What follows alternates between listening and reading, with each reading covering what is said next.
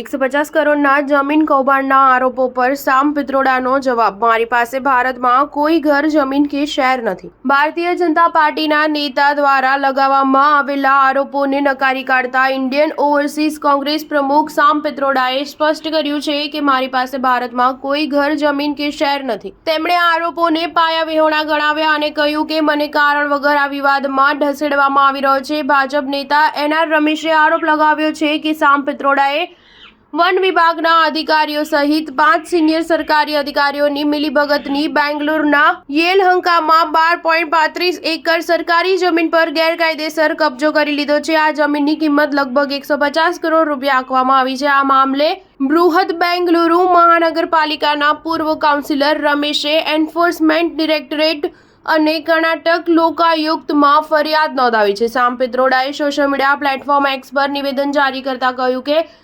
તાજેતરમાં ભારતીય મીડિયામાં ચાલી રહેલી ખબરોને જોતા સ્પષ્ટ કરવા માંગુ છું કે મારી પાસે ભારતમાં કોઈ સંપત્તિ નથી.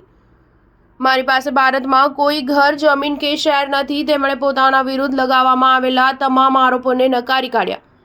અમેરિકામાં રહેતા કોંગ્રેસ નેતાએ એ પણ સ્પષ્ટ કર્યું છે કે મેં ભારત સરકાર સાથે કામ કરતી વખતે ક્યારેય કોઈ પગાર નથી લીધો.